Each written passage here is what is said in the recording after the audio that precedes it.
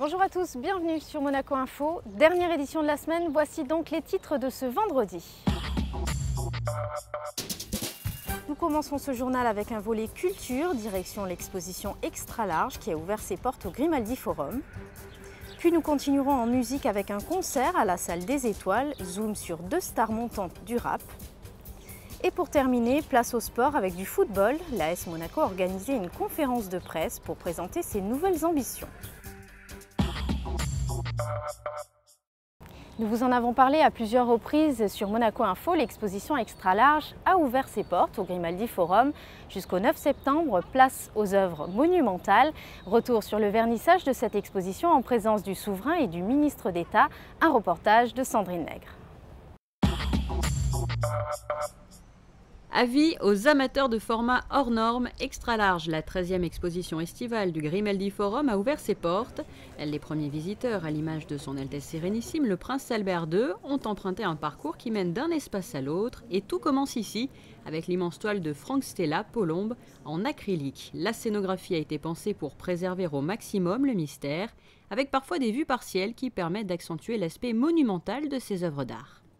Organiser des expositions hors les murs de la collection, c'est l'occasion pour nous de présenter plus largement la collection. Ça participe à une politique de diffusion des collections, qu'on l'emmène dans différents lieux, que l'on mène au Centre Pompidou Mobile par exemple, et dans différentes expositions hors les murs.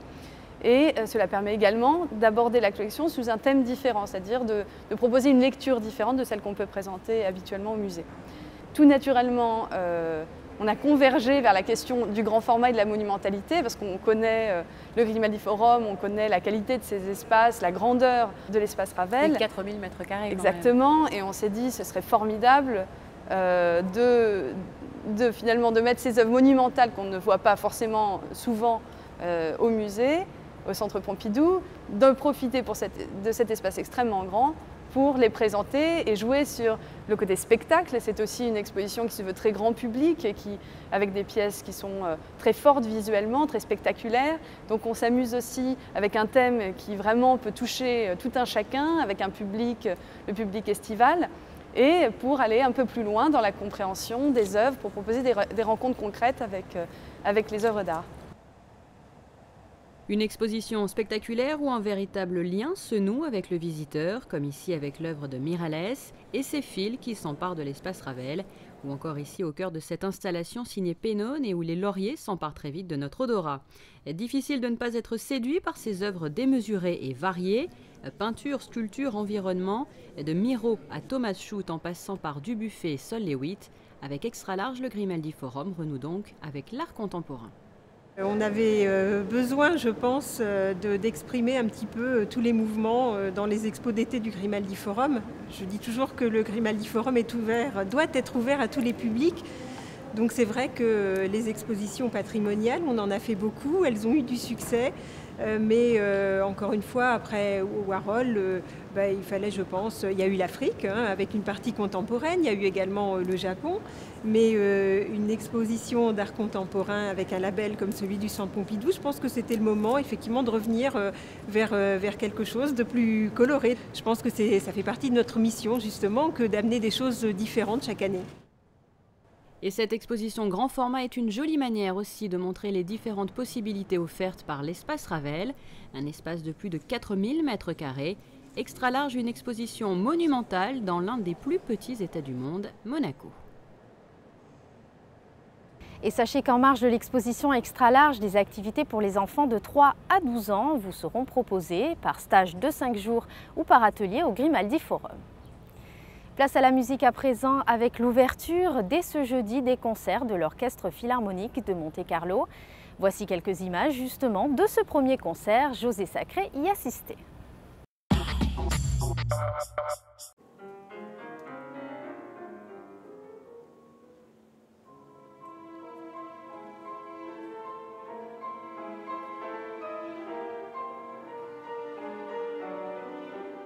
Pour son premier concert dans la cour d'honneur du Palais Princier, l'Orchestre Philharmonique de Monte-Carlo avait invité le plus Frenchy des pianistes américains et le plus américain des pianistes français, Jean-Yves Thibaudet. Né à Lyon mais vivant aux États-Unis, Jean-Yves Thibaudet parcourt le monde en interprétant avec un immense talent et une passion intacte les grandes œuvres du répertoire, mais aussi des musiques de films et, comme ce fut le cas dans la cour d'honneur du Palais, l'un de ses compositeurs préférés, Gershwin, ici sous la direction du jeune Christophe Urbanski. J'ai trouvé une phrase de Diaghilev qui a dit ce concerto-là, le concerto en fa, c'est du bon jazz mais du mauvais Liszt. Alors vous qui aimez aussi Liszt... C'est pas gentil ça, non il n'est pas gentil. Mais vous savez, Gershwin a eu beaucoup de problèmes avec son image et avec juste sa personne, on ne sait pas où le classer, c'est vrai. C'est vrai qu'à la base, il y a vraiment son idiome et son langage, et vraiment le jazz, Broadway, musique de film, tout ça. Mais c'est une personne qui, pour moi, a dépassé complètement les cases, justement. Il est au-dessus de tout ça, c'est un grand compositeur, point à la ligne. Donc pour moi, c'est un compositeur qui est tout à fait hors classification, qui a sa place dans les grandes salles de concert, qui a sa place dans les salles, enfin, dans tous les endroits, un club de jazz, peu importe. C'est un compositeur universel et qui vraiment touche tout le monde.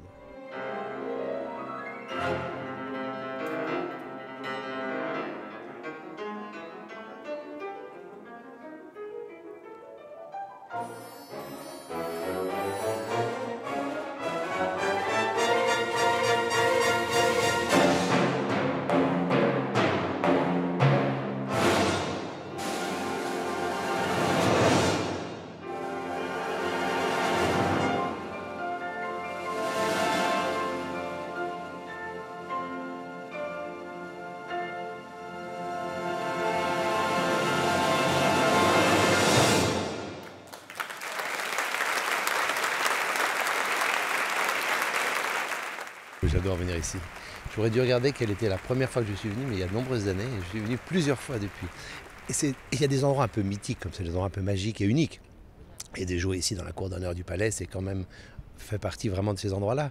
Il y a quelques autres endroits comme ça dans le monde, et qui sont des lieux à l'extérieur, donc où quelquefois il fait froid, quelquefois il fait trop chaud, quelquefois il pleut. Alors, on a tous les inconvénients de la chose, mais ça reste quand même vraiment magique et unique. Et là, c'est un lieu, en plus, on a cette vue magnifique et on voit tout ce qui se passe. C'est très chic d'être ici.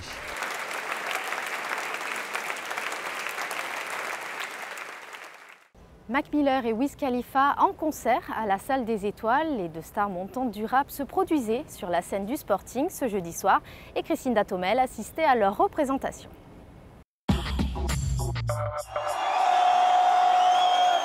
Réunis le même soir, Mac Miller et Wiz Khalifa ont laissé leur empreinte ce jeudi sur la mythique scène de la Salle des Étoiles.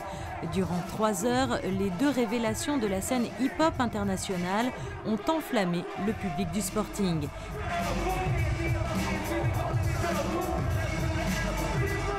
Mac Miller et Wiz Khalifa ont partagé avec leurs fans leur dernier mixtape, un public conquis. Aujourd'hui, le rap fait partie de l'expression courante de la musique vivante. Elle a quitté son aspect, en tout cas pour une grande partie, très revendicatif et très axé vers un positionnement politique. Aujourd'hui, c'est les gens qui racontent des histoires, l'histoire d'une jeunesse d'aujourd'hui qui vit au même moment, au même tempo. Donc c'est ça qui est intéressant. Et puis, je vais dire, c'est un rap blanc. Et à côté de Wiz, c'est un peu différent. Mais c'est vrai qu'aujourd'hui, le hip-hop, le rap, R&B, ça fait partie, j'allais dire, de la chanson d'aujourd'hui. Et le public d'aujourd'hui se tourne vers cette chanson-là, ou cette expression-là, comme il peut se tourner vers le rock'n'roll ou le jazz pour certains.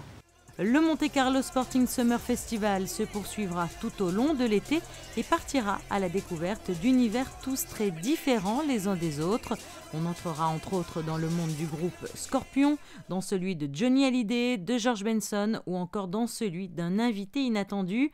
Connu pour incarner à la télévision le fameux Dr House, Hugh Laurie se produira cette fois en tant que chanteur et présentera son dernier album aux tonalités jazzy. Ce sera le 24 juillet prochain à la Salle des Étoiles. Tout de suite, on ouvre un volet sportif avec l'AS Monaco qui présentait ce jeudi soir au Stade Louis II ses nouvelles recrues, son staff et le maillot que les joueurs porteront pour la saison 2012-2013. Les ambitions du club étaient également à l'ordre du jour. Retour sur cette conférence de presse avec Émilie Rousseau.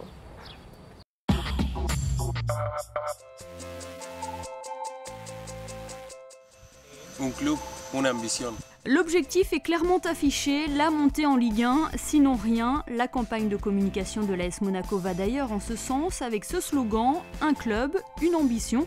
Et l'ambition, les joueurs de l'ASM l'ont déjà montré en Autriche pendant leur stage de préparation avec 2 victoires en match amical face à Wacker Innsbruck et au Dynamo Kiev.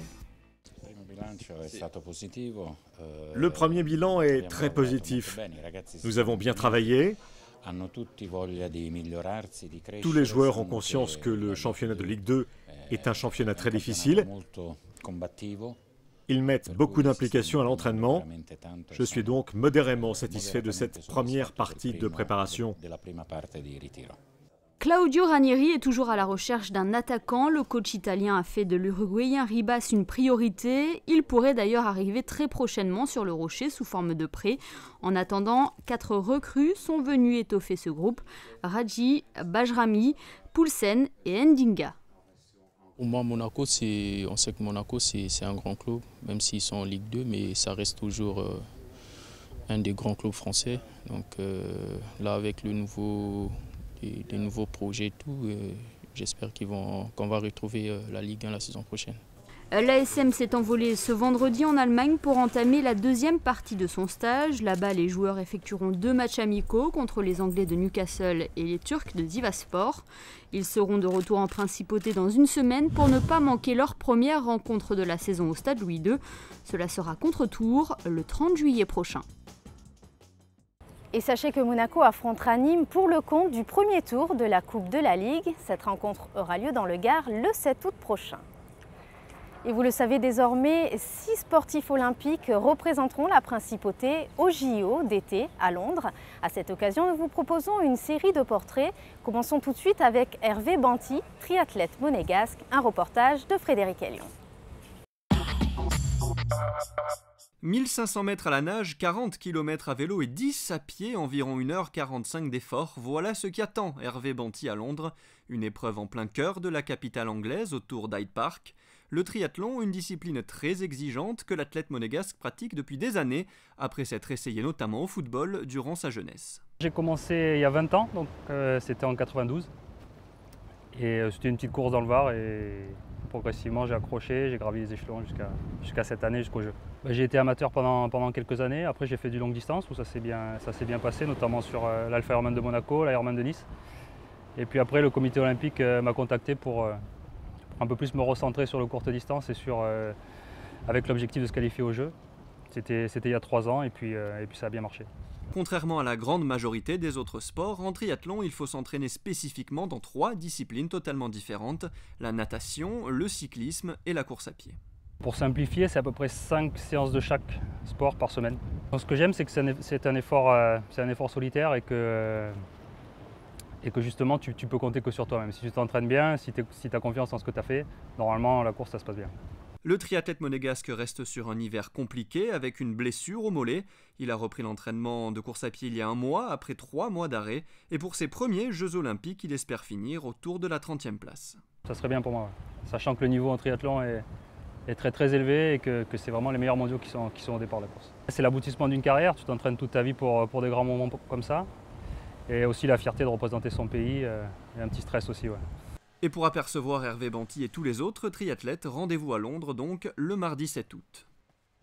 Et quel temps fera-t-il ce week-end? Réponse tout de suite avec la carte météo. Samedi, un ciel mitigé au programme avec des températures allant de 25 à 29 degrés. Dimanche, le soleil sera de retour avec un thermomètre légèrement en baisse. Lundi, c'est un début de semaine ensoleillé avec un mercure identique. Et enfin mardi, très belle journée, vent faible et une maximale de 28 degrés.